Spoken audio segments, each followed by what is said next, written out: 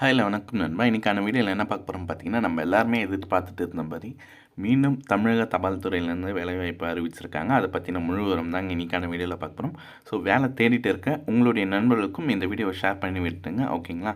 வாங்க வீடியோக்குள்ள போலாம். வீடியோக்குள்ள பார்த்த முன்னாடி ஃபர்ஸ்ட்டு நம்ம வீடியோக்கு லைக் பட்டன தட்டி விட்டு வீடியோ கன்டின்யூ பண்ணுங்க.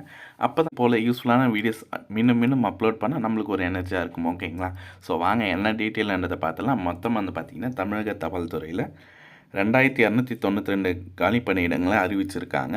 இதில என்ன குடுத்துருக்காங்கன்னு அப்படியே பொறுமையா படிக்கிறேன். ஸ்கிப் பண்ணாத பாருங்க. அப்பதான் உங்களுக்கு புரியும். ஓகேங்களா? பணி நிறுவனம் குடுத்துருக்காங்க. அதில வந்து பார்த்தீங்கன்னா, தமிழ்நாடு தபால் துறையில தான் வந்து பார்த்தீங்கன்னா, வேலைவாய்ப்பு குடுத்துருக்காங்க.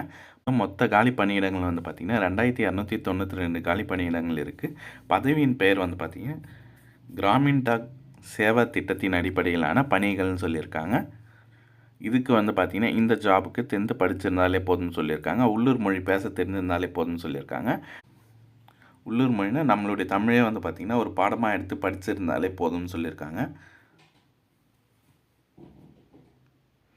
அதுக்கப்புறம் வந்து பார்த்தீங்கன்னா, முக்கியமான ஸ்கில்ஸ் அடிப்படையில வந்து பார்த்தீங்கன்னா, கம்ப்யூட்டர் நாலேட்ஜ் பேசிக்கா தெரிஞ்சிருக்கணுன்ற போல குடுத்துருக்காங்க.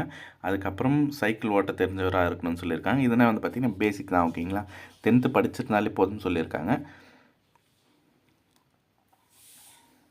கூடிய வயது வரம்பு வந்து பார்த்தீங்கன்னா, 18 வயசுலேருந்து 40 வயசுக்குள்ள இருக்கணும்னு சொல்லியிருக்காங்க.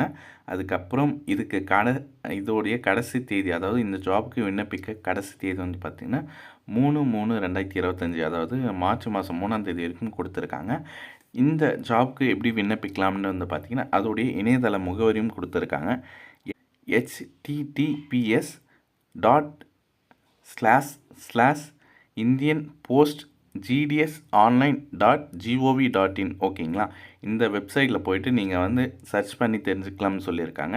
போய் பாருங்கள். உங்களுக்கு சரியா எனக்கு தெரியல சார்ன்னீங்கன்னா, பக்கத்தில் இருக்கிற நெட் சென்டர் போயிட்டு இது போல் ஜிடிஎஸ் போஸ்டிங்க்கு போஸ்ட் ஆஃபீஸ் ஜிடிஎஸ் போஸ்டிங்க்கு வந்து பார்த்தீங்கன்னா, ஜாப் வேக்கன்சிஸ் அனௌன்ஸ் பண்ணியிருக்காங்க. அதில வந்து பார்த்தீங்கன்னா, நான் இப்போ அப்ளை பண்ணணும் சார் சொன்னீங்கன்னா, அதுக்கேற்ற போல் அவங்களே வந்து பார்த்தீங்கன்னா, அப்ளை பண்ணி குடுத்துருவாங்க. இந்த போஸ்டிங்க்கு எப்படி செலக்ஷன் ப்ராசஸ் இருக்கும்னு சொல்கிறாங்கன்னா, 10த்தில் நீங்கள் எடுத்த மார்க்கின் அடிப்படையில் வந்து பார்த்தீங்கன்னா, மெரிட் லிஸ்ட் வெளியிடப்படும்னு சொல்லியிருக்காங்க.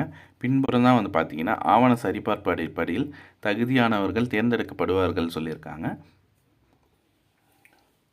ஸோ, அதனால இந்த ஜாப்க்கு நீங்கள் வெறும் 10த் முடிச்சுட்டு அப்ளை பண்ணாலே போதுங்க. ஈஸியா இந்த ஜாப் வந்து பார்த்தீங்கன்னா, நீங்க வாங்கிடலாம். இவ்வளோ தான் வந்து பார்த்தீங்கன்னா மெத்தட். அதாவது அதுக்கப்புறம் முக்கியமான பாயிண்ட் ஒன்று குடுத்துருக்காங்க. மாற்றுத்திறனாளிகளை பொறுத்தவரை 10லேருந்து 15 வருஷம் வந்து பார்த்தீங்கன்னா, வயது வரம்பு தளர்வு இருக்குன்னு சொல்லியிருக்காங்க. அதையும் அப்படியே பார்த்துக்கோங்க. ஓகேங்களா? கண்டிப்பா இந்த வீடியோ உங்க எல்லாருக்குமே ரொம்ப யூஸ்ஃபுல்லா இருக்கும்னு நான் நினைக்கிறேன். ஸோ, டேட்டும் இருக்கு. 10த் படிச்சிருந்தாலே போதும்னு சொல்லியிருக்காங்க. நீங்க இதுக்கு வந்து பார்த்தீங்கன்னா, எக்ஸாம் கிடையாதுன்னும் சொல்லியிருக்காங்க. ஓகேங்களா? ஸோ, அதனால தாராளமா நீங்க அப்ளை பண்ணி மட்டும் விட்டுருங்க. ஓகேங்களா? லக் இருந்தா தேடி வரும். அதுக்கப்புறம் இது போல கவர்மெண்ட் சம்மந்தப்பட்ட எல்லா அப்டேட்ஸும் தெரிஞ்சுக்க நம்மளுடைய சேனலை சப்ஸ்கிரைப் பண்ணிடுங்க மறக்காம. ஓகேங்களா? வேறு ஏதாவது டவுட் இருந்தால் கீழே கமெண்ட் பண்ணுங்கள். கண்டிப்பாக நான் ரிப்ளை பண்ணுறேன். So Tata bye. C you next will meet பண்ணலாம்.